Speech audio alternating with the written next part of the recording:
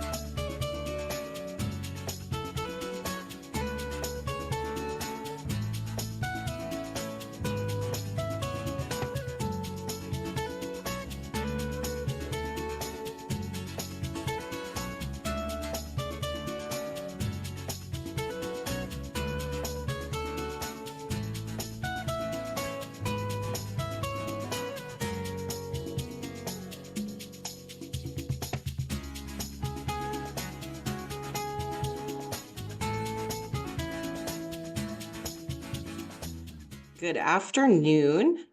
I'm Rebecca Town, CEO at Vermont Electric Co-op, and we're delighted to have you with us to talk about drone technology today. I hope that you enjoyed that brief video, and I wanted to start by telling you a little bit about VEC. We are a member-owned electric distribution cooperative serving 34,000 members in northern Vermont. Our mission is to provide safe, affordable, reliable, and sustainable energy services. And a critical part of that is maintaining our infrastructure, the physical infrastructure, the poles and wires that deliver that reliable service. And today, joining me are two VEC experts who will share how we're incorporating drones into this maintenance work. A couple quick notes about this webinar. First, it will be recorded and distributed post-webinar, and we will have plenty of time for questions. So we had a lot that came through the registration process. Thank you for those. And at any time during this webinar, you can use the Q&A function to submit more questions or comments. And without further ado, let me introduce our panelists. Peter Rossi is VEC's Chief Operating Officer. He leads the field and engineering operations with a laser focus on reliability and resiliency. Prior to VEC, Peter spent 10 years in operations at Powder River Electric Cooperative in Wyoming and 8 years of technology consulting for IBM. Sean Jouer began his career as a line worker in Grand Isle over 30 years ago, where now he is an operations supervisor. He leads the field operations for that district, including construction, maintenance, and storm response. And as part of a team, he is responsible for integrating drones into VEC's system maintenance and inspection work. So with that, I will hand it over to you, Peter and Sean, to jump into your presentation, and I'll be back for questions. Awesome. Thank you, Rebecca. Just give me a moment to share my presentation. It comes up. Then just trying to make it into slide mode. That's great. Okay. Good afternoon, everyone. Thank you for joining us. I'd like to just start out by saying the electric grid is one of the most advanced things that humans have ever designed. And part of keeping that electric grid up is making sure that you have a comprehensive maintenance plan, which VEC does. We analyze our substations or inspect our substations on a monthly basis. We have annual pole inspections that we look at 1/10 of our system every year, and then obviously fix the issues that we find. We look at our voltage regulators, reclosers, transformers, all on a consistent basis. And so really this can be kind of expensive at times. And so we were really looking to lower our costs to conduct this pole-to-pole inspection. We usually look at about 20% of our system, or about 540 miles of line every year. And we were looking at a way to do this faster, smarter, and better. One of the ways that you can do this is through the use of helicopters. And so we had done aerial patrols about 4 times per year previously. But again, those helicopters fly at about anywhere from 100 to 200 feet above the line, and you're using your eyes and maybe binoculars to look for individual issues, and sometimes you can miss those. With drone technology, I had sat through a presentation at the NRECA Tech Advantage in the spring of 2023, where Firmatech was giving a presentation on how to use drones to inspect the line, again, going pole to pole, looking at all the different assets on each one of the poles. And then the unique thing that I heard from them is that they hire ex-line workers, people that know what these devices should look like or are looking for very specific things. And that really intrigued me. And so we engaged with Firmatech during 2023 and ended up with a pilot on a small section of transmission and a small section of distribution line in October of 23. And through that, we were able to get used to the technology, log into their software, understand what they were looking at. And we then launched our full plan in 2024, working with Firmatech on expectations in early 2024 to do the full 20% of our system in June of 2024. And that inspection took about 2 weeks. So previously, we had been hiring another company to come in with personnel, and they would use about 8 two-person crews, and would spend between 2 and 3 months walking through the right-of-way, analyzing every pole, whereas Firmatech could come in about 2 weeks, get that information. So again, lowering costs overall for VEC's membership. As you can see on the screen, we inspected about 20%, or 11,500 or so poles. Those are on the distribution side. And then annually, we will be inspecting all of our transmission poles. So this included a comprehensive visual inspection of the pole. So again, they stop at every pole. If there's some pieces of equipment on it, they take pictures in a 360-degree view, which is great. And Sean's going to show you some of the results of that inspection. But we're also gathering data as far as wire size, whether or not there's a transformer, if there's attachments, all kinds of information that are on that pole or in the system, and that gets overlaid into our GIS system. So this is really great technology. We're also, while we didn't get to it this year, we're going to incorporate thermal imaging to our transmission flights. So there's different kinds of cameras that you can put onto these drones that will also show you the things that even a drone can't see. These would be interconnections or connections, say, where a breaker might not be, or a wire might not be touching a breaker properly, and it will show up as a higher temperature that then we can go out and do a more closer inspection and fix the issue. And lastly, one of the things that they did gather is also vegetation issues.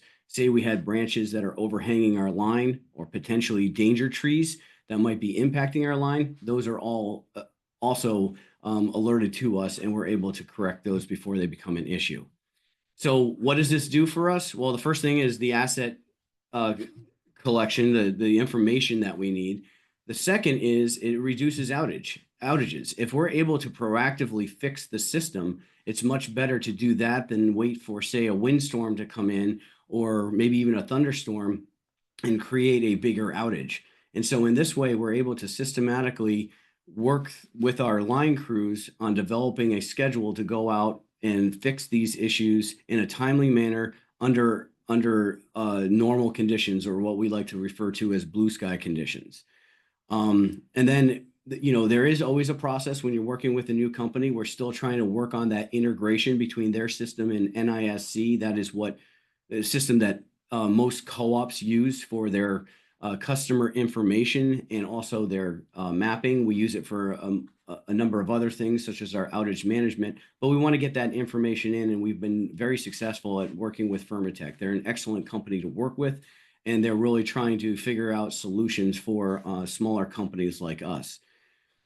The other thing is, and you're going to see this in some of the examples that Sean shows you, is that these ex-line workers that are looking at the data are ranking the priority in their estimation of, hey, you should fix this first, or like a red level event.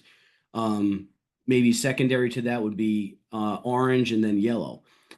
They don't really identify green issues. Green issues are tree-related issues. So anything that's identified as a green issue, we give to our vegetation management team, and they go ahead and correct those. Our plan is we always do a fly and analysis in 1 year. So that would have been 2024. And then in this year, we're going to fix all of those issues unless they're absolutely critical and they had to be fixed at the end of 2024, which we have done both on our vegetation management side. Say a danger tree was really something we had to take care of. We'll go ahead and do that. But we have a comprehensive plan during construction season to go ahead and correct all of the issues that we found in 2024 the following year. And we're already working with Vermont on the next inspection cycle to hopefully begin in May or June of this year. And then again, we'll fix those issues next year. Just two examples. LiDAR on the left gives us more of a three-dimensional view. And so we're going to be inspecting that moving forward. And also, this is what a thermal example might look like this year, where you can see the hot spots and areas that may need to be addressed before they become outages. Using drones, we are also working with another company regarding analyzing damage after a storm. So a lot of our line is in rights of way, as you can see from the pictures below, where it can be dangerous to get to or dangerous to walk, especially if there's snow on the ground. And so in order to hopefully alleviate the risks to our employees or even contractors that might be in the field, and to understand quickly what the damage is so we can get that information back to the office, prepare the equipment that the line workers might need to repair these situations. And also it does it in a much faster time. So instead of having to have a damage assessor go out and walk all of these lines, as you can see in that 2-minute video that Rebecca was playing, we can cover a lot of ground in a very short amount of time with the use of drones. So with that, I'm going to turn it over to Sean to talk about some of the issues that we found during the first flyover this year.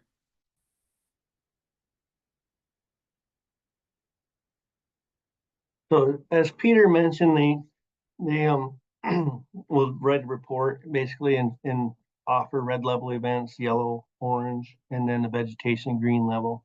So this is basically it's an asset photograph of a pole just off of Route 78 in Alberta. So I'm from the islands. I'm more familiar with the area. So these are the inspection images down below. So they'll actually hover around pole, gather 6, sometimes 4, sometimes 2 pictures. This happens to be a transmission pole with the distribution underneath that. And what they found was a red level discrepancy on the distribution. Next slide here. Or no, we go. Hold on one second, Sean. It's just not advancing. Sorry. It's not advancing for me. So, okay, there we go. So this is actually an insulator that was probably damaged, to be honest with you, in the 1998 ice storm. The pin, what's circled there, the insulator is actually laid over a little bit on the cross arm. This pole actually had been patrolled by helicopter several times, but the helicopters primarily look at the transmission line, the upper lines that are here. But with drones, they're able to pick that laid out insulator out pretty easily. So that's one in my district that we got to take care of. This here is the, again, from the island. So this is the crossing that goes between North Hero and Elberg. It's an 860-foot crossing that goes across Lake Champlain by edge of Route 2. They identified another red level event here.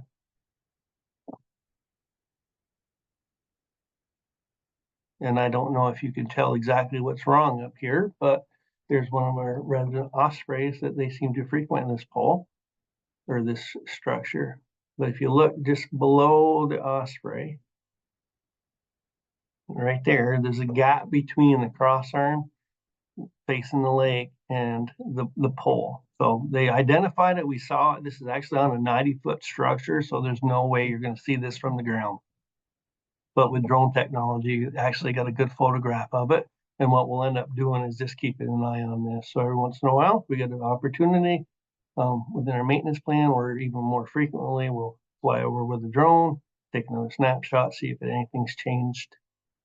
But we're going to keep an eye on this one. This was one of the photos from the proof of concept flight that Vermont had done for us. And the arrows are actually pointing to fault finders, which basically we sectionalize a line with fault finders so we can try to find a problem area far more quickly. So you get several sets of these things along the line. This happens to be between Richmond and Heinsberg substations, so transmission line 34.5. Excuse me. And while we were there, we challenged the drone operator to actually pick the year of manufacture off those fault finders. So instead of sitting up in the road with traffic control, just to go up and look and see if we could find the year of manufacture. And he came out with this photograph. So as you can see, each of them are actually manufactured in the year 2013. They got roughly a 10-year lifespan. So this time, next time we have traffic control and some extra fault finders, we'll go up and replace these things. But drone just made it so much easier to find the year of manufacture on those things. This here happens to be just north of North Hero Village. We got a set of regulators, and just beside it is a sectionalizing switch. In fact, in the lower picture in the background, that's actually the Vermatech truck there with the drone pilot right at the tailgate. But it's a pretty complicated structure. You go around it, there's a little swampy area in the back of it. The V's that are on the left-hand upper photograph, actually both photographs, are actually put there because Osprey used to, for some reason, really enjoy this pole. He used to land there, drop sticks here constantly until we finally put up this bird protection, basically a bird deterrent, so that they wouldn't land anymore. But in this whole photograph, they actually found where a stick had fallen down on the backside of one of those regulators. Not that this is critical, but they're able to zoom in and identify it by those former line workers reviewing these pictures. This here is just above North Hill School on Route 2. We rebuilt this line several years ago, and that black mark that's in the pole is actually a burn mark. While we were constructing it, we had a horrendous wind, actually blew the protection off this pole, blew the main line at the time into the side of the pole. So it's basically an old war wound while we were building the line. It's not a critical thing, but it was identified in the drone photos. So we know about it, we'll document it so that we have history of it now. So that every time it goes back, that burn mark's been there. We know why it's been there. It'll be documented. And if anything changes, we'll keep an eye on it. But it's in a very remote position, remote area. So it's off road. So it's not like you drive by it and you can pick it out real easily, but something again, they found with the drone flights. And the last one here, this is actually a line on the Eden substation, a normal two-phase line going through, a porcelain cutout, which are known to fail. So they took a very good close eye look at this thing and come to find out there's a crack right from the top of it to the bottom of it. So instead of waiting for this thing to fail, we proactively went out there, replaced that cutout because cold temperatures have a tendency to split them apart. Wet conditions do too. So that's an example of proactive stuff that we found and actually prevented an outage due to that cracked porcelain cutout. So I think it's back to you, Peter or Rebecca. Oh, thanks, Sean. Those are great pictures. And yes, I've seen them a few times, but still, it's amazing what the drone technology can pick up in the air. And correct me if I'm wrong, Sean, I don't think that you would see that from the ground on a ground inspection. Maybe. No, not typically, but we've had enough of them fail over history that you're really cautious when you're around those things. They're really kind of a safety concern as well. Sure. All right. Thank you, Sean. So I only have one slide left, sort of talking about the future, but one thing I didn't mention, I think it was on the slide, but one of the other reasons that we wanted to shift away from aerial patrols is we didn't have, but the company that we used had two unfortunate incidences in 2022, 2021 timeframe where two fatalities occurred. And, for the safety of our employees here at VEC, I made the determination to ground all future helicopter flights because I just did not want to take the risk of having any impact to the VEC community. Again, if a drone crashes, yeah, it might be expensive, but we can replace a drone. We can't replace people. So, as we move forward, we're really looking into this LiDAR data to do a complete 3D imagery of our system.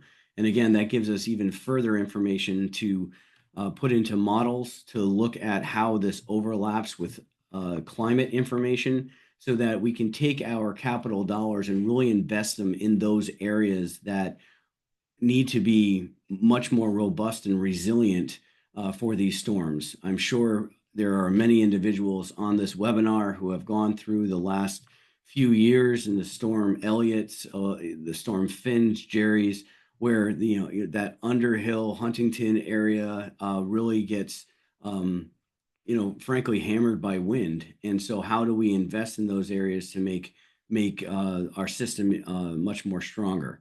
And so then the other thing that we want to look at is our most at-risk electrical infrastructure. So this might not be an area that necessarily gets hit by wind, but it could be older wire. Our records might not be as accurate as they should be, and so this will give us even more information to our blind spots within the system.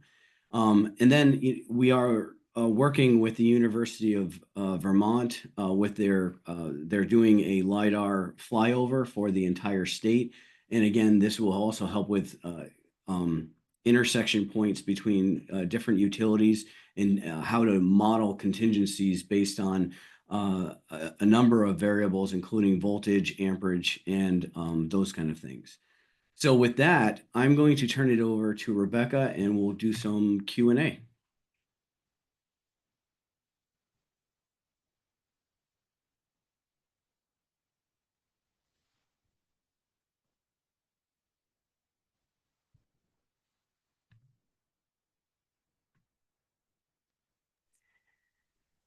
Okay, thank you, Peter and Sean. That's great. So this is always my favorite part, the Q&A part.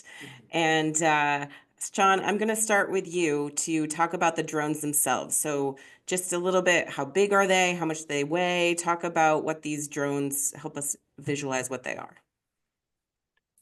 So I think Permatech came in with like 8 pilots, multiple batteries per drone, so they keep continuously flying. So they'll fly the drone, take photos of it, bring it back to the truck, swap out batteries, have them go again.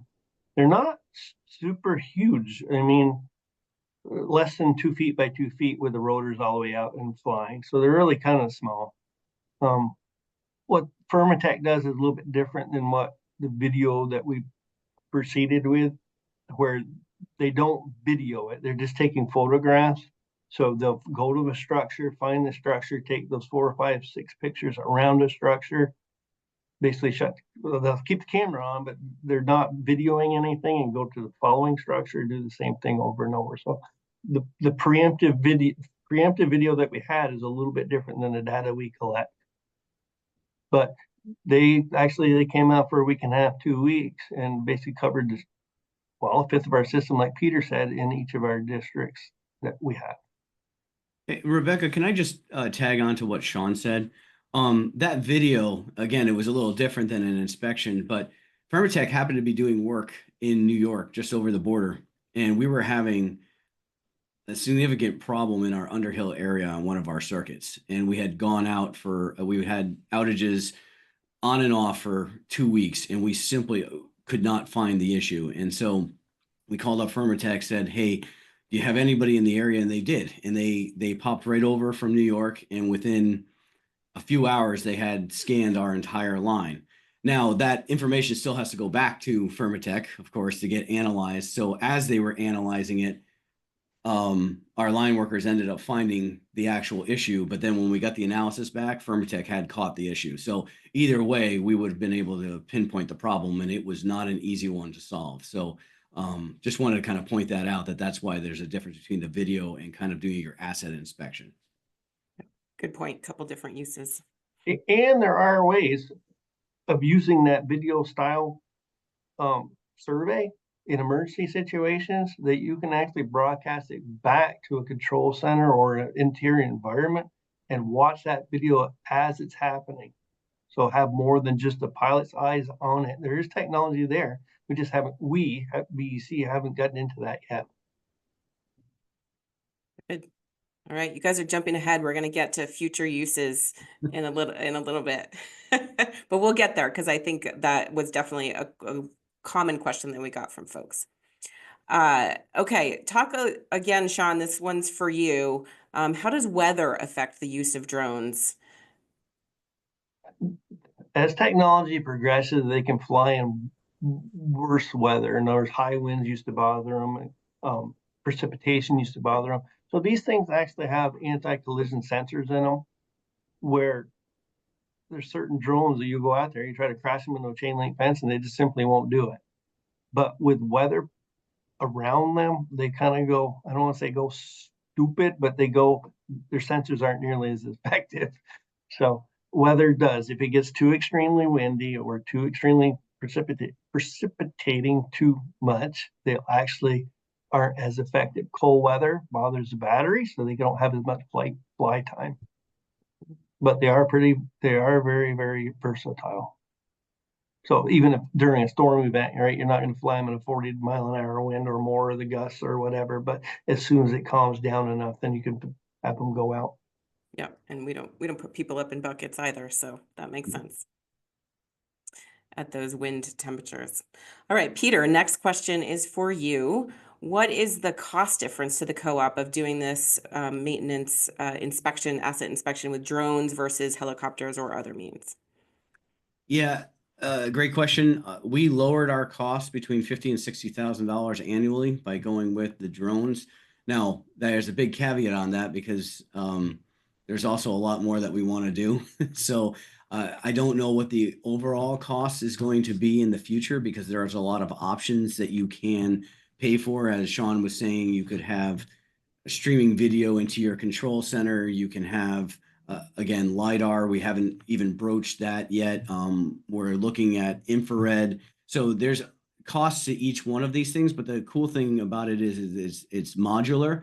And depending on what our finances look like in any one year, we can pick and choose what we want to do. Maybe we don't have to do an infrared every year. Maybe we do it every other year, but we can incorporate that in to our overall program and what we want to get accomplished. So, but this year we saved between $50,000 and $60,000. Or I should say in 2024, we saved $50,000 and $60,000. Yeah, good. We got a few questions from folks. This one's for you, Peter, too, about data security, privacy concerns, what we do with that data once it's collected, and also just sort of some general concern about, people feeling sensitive about drones flying over their property. So how do we address those data security and privacy concerns? Yeah, I feel these questions a lot. So let me start with the last question, which is how do people feel safe because we have drones? And I've received questions about, hey, you're going to be peeking into my windows at my house. As you can see from the flyover, and if you didn't see it, even though the drone flew directly over a car, we can't even see into the car. So we are very, very aware that people are uncomfortable, but we're not going out and looking to have these drones look at anything but our lines. The camera's always pointed at our wire. You even saw the drone operator. The camera might have been not in alignment with the wires itself, and it would actually rotate itself so that the camera never moved from the visual on the wire. So I just want to hopefully convince people that these things are solely for our purposes and making sure that the grid is as reliable as possible. As far as the data is concerned, really it gets stored on the drone until it's downloaded or uploaded into the Kesbury software that Firmatech uses, which is secured by individual logins. It's separated by different companies, so we don't have access to anybody else's company. And really all the information that they share on the Kesbury software, so that overlay of our wires, is information that we provide to Firmatech. So it is as safe as any of our other enterprise class software, and the information on there is secure. Great. And a follow up to that, a couple other questions around that we've gotten is, do we alert landowners when we're doing a flyover? And also, how can you tell if a drone you see is related to VEC's work? How would you know that? So the first one is there are certain landowners that we do alert who have animals that might be spooked. And we did this when we flew helicopters. So we have a list of those individuals we keep on file. For the general public, we have put out notices. We don't necessarily call individual members because there's a lot of members in 540 miles. So that would be an undertaking in itself. But we do post things on our website. We do post things in other social media that we're going to be in the area. The one thing that did come out of this webinar, and this question had been given earlier, was how do we identify the drone being a VEC drone? Right now, you can't.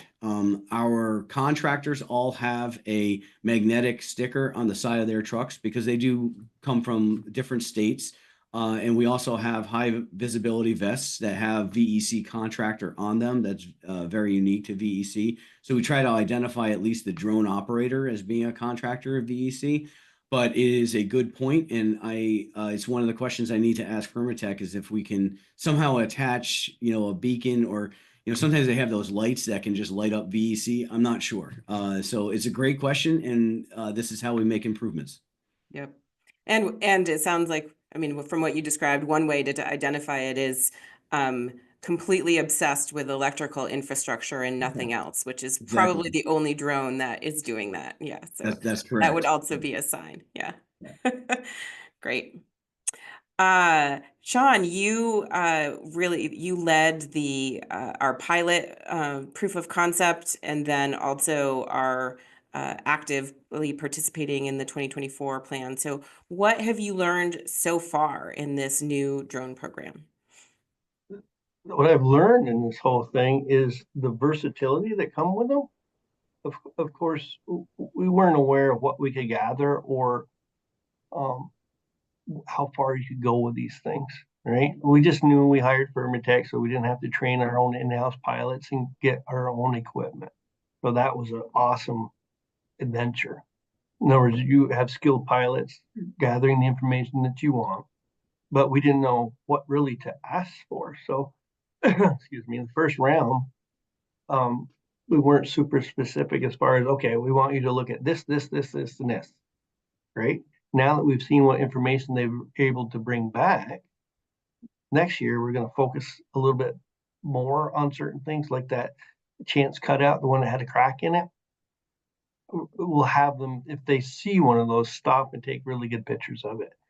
Alumicap insulators, same thing.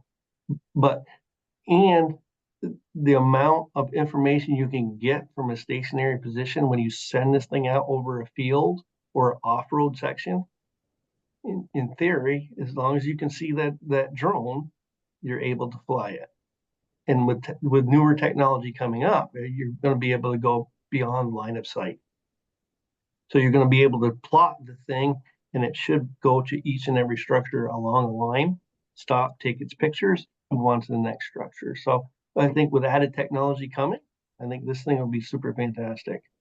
But just amazing amount of information you collect from the 6 or 10 pictures that they take of each of these structures. So once you get on the computer, you zoom in, you know, part of the challenging part, actually part of the fun part is they have inspection photographs and then they got discrepancy photographs.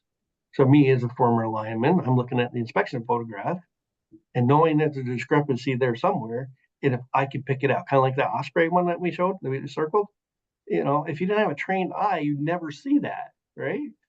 But knowing there's a discrepancy there, it's like, all right, let's see what the discrepancy is. Okay, the bird's got a couple sticks on top of the cross arms. That must be it. Nope, there's a gap there between the pole and the cross arm. So it's truly amazing. It's actually a joy to have actually gotten involved in some of this stuff and see what it can do. It's like a And utility I Spy game. it is in a way. For grown-up line workers, so fun. Yeah, if you had, you know, obviously, if you could have everything you ever wanted in the world, there'd be one of these things on each truck. You just pull up, you know, and then not patrol the line. You just send the drone off, watch the pictures, and go from there. That'd be the best of all worlds, but we're not quite there yet. Yep. All right, Peter, you had mentioned LiDAR, and it is clear from the questions that we did not clearly explain what LiDAR is and how that works. If you could do that, please. Yeah, so LiDAR uses lasers to basically digitally image in 3D as you're flying sort of in 2D what a certain structure looks like. So whether or not you're talking about a power pole, they're sometimes used in underground surveillance to understand, like, say, how a pipe is formed or if there's a blockage or what kind of. So it's really versatile. It doesn't really need light necessarily. You can fly them at night and get a nighttime LiDAR imagery. But what that really does is it kind of shows, you know, a picture can kind of, you lose your depth perception with a picture, but with LiDAR, you can actually see how close, say, an overhanging branch really is to the line versus, okay, I've identified it as an overhanging branch, but it really might not be within striking distance. So this just gives us even more information to work with when we're trying to maintain our system. Okay, great. Another question that came in, do you, VEC, keep drones yourself for spot services, or do you need to work through your partner? Peter? Great question, because that's a question I'm working on for Rebecca right now. We have been working with a local drone. He's an individual that had gotten into drones in the military and has come out, and we're working with him to kind of see on a more personal level what it would take to get into this. We've priced out drones. You know, Sean hit the nail on the head. If I could get a drone in the backpack of every utility designer or damage assessor that I have, and it's just another tool in their toolbox that they're taking out to the field, I would do it tomorrow. They're a little bit expensive. Obviously, we have a ton of different priorities, but this is the vision that we would like to go to. I kind of like to go one step further, Rebecca, and just talk about maybe over the next 8 years. I know that there are companies out there right now that can do autonomous drones.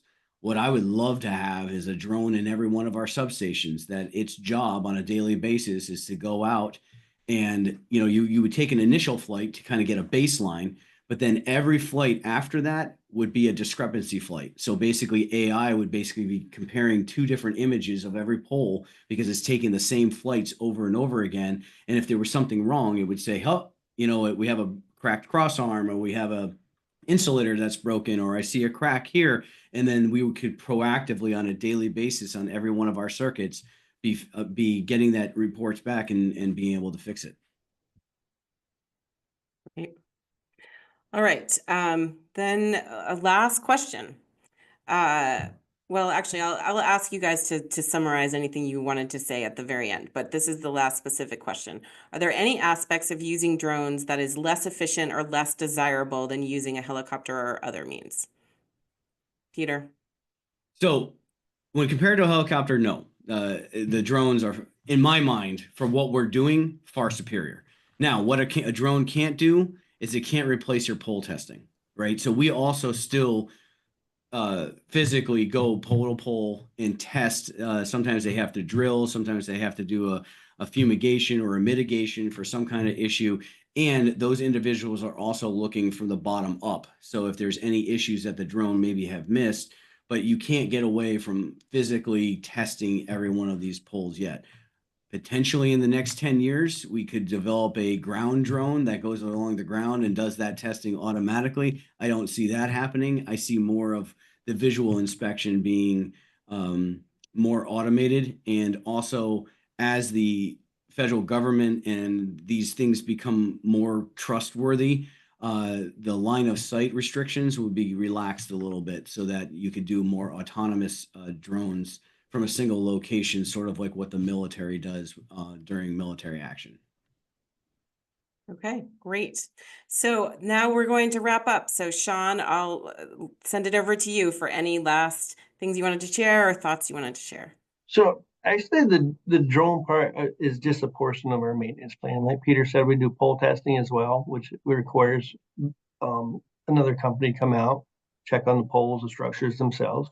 We got our own crews within that'll actually go out and do maintenance plan stuff, which is check on pad mount transformers, fuse checks, fuse sizing, labeling.